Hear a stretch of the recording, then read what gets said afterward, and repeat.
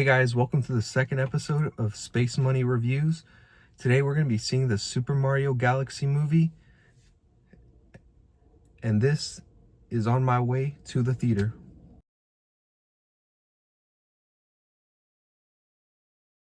Okay guys, I am back from the theater. As you can see, I changed my shirt because it's the next day. Regardless of that, let's talk on the movie. Honestly, I'm very shocked that critics said that this movie was bad, because it's really not a bad movie. It's pretty good, pretty solid. It outdoes the first one by a lot, I'll tell you that. Some people are complaining about the pacing, that it's too fast. Personally, I find that to be a good thing, because sometimes movies with very slow pacing just don't really work out for some people, because like we're in a time period where everyone's attention span is pretty bad, so having a faster paced movie is definitely good, and especially for a kids movie, because kids movies struggle with that a lot.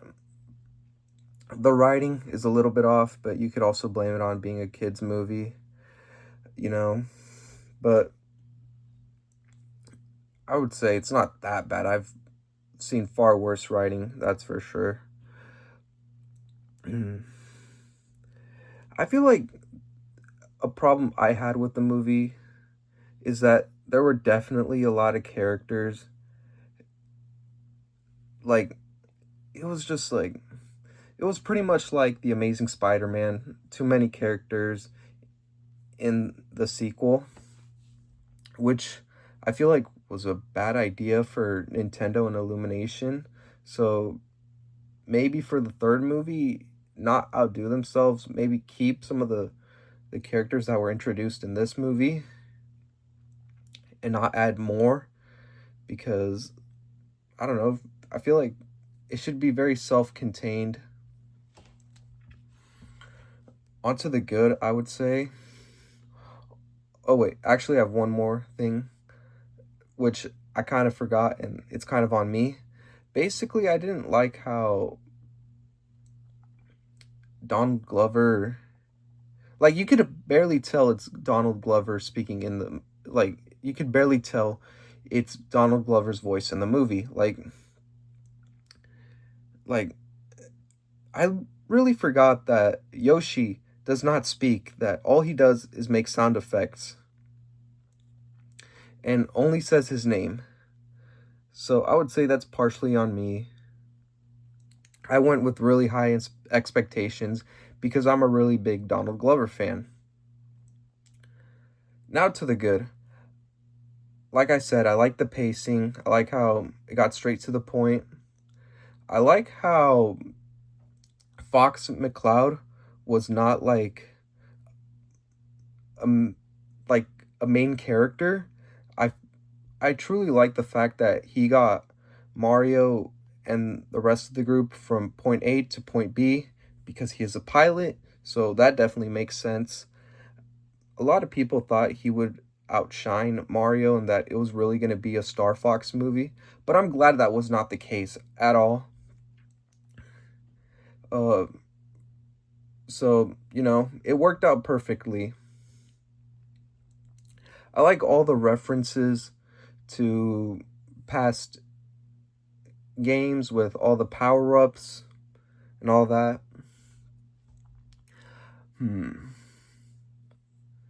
The humor was pretty good. I liked it. A lot funnier than the first movie, that's for sure. It kind of sucks. Okay, I'm contradicting myself, but it kind of sucks that Charles Martinet didn't appear, like, didn't have a voice line in this movie, like in the first one. And I find it a bit weird that Rosalina wasn't a main character, because we all assumed that the movie was going to be about her. But, she was just a damsel in distress at times. But it's really just whatever. Another thing I want to talk about. Oh, I kid you not, guys, throughout the whole movie, I was waiting for any subtle Easter egg that pretty much would confirm the Super Smash Bros. Movie with the umbrella when, for example, the umbrella scene. When Mario gives Peach the umbrella, I was like, Smash movie confirmed. Smash movie confirmed. And then when Luigi made Mr. Game & Watch, I was like, nope. Okay, this is it. This is it right here. And then at the post credit scene, I was like, okay, there's for sure a Smash Bros. Movie coming out soon. Like, it's got to be. They just confirmed so many characters in this movie. So it's only right that they use them in a Smash Bros. Movie. I want to hear from some people on the topic of the Smash Bros. Movies on how they're going to include Sonic and Link because those are, live action movies. And I also wonder how Detective Pikachu will play into that. I'm not too sure. I haven't looked into the Smash Bros. Movie theory that much. It seems pretty cool, but I don't really know on it. I don't have the most knowledge on it. I also like how in this movie at the beginning it makes you think that Bowser may actually want to make a change and be a good guy. But deep down inside, we all know that Bowser is not capable of that and that he truly is a bad guy. And he probably did it for his son because he saw that being evil is something that they can bond over. And yeah, Bowser obviously cannot be trusted.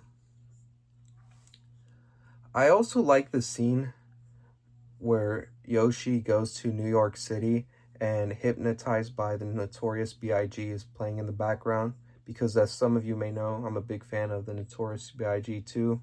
The scene just really felt very gangster and not something you'd see in a kids movie for sure. I also want to add that it kind of sucked that you didn't hear the Notorious B.I.G. rapping at all.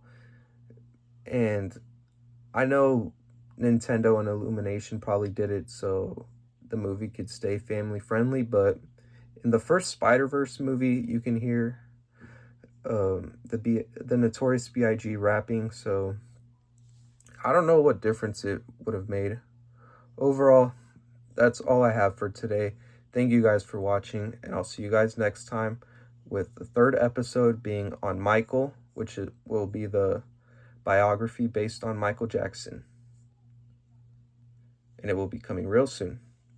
Goodbye now.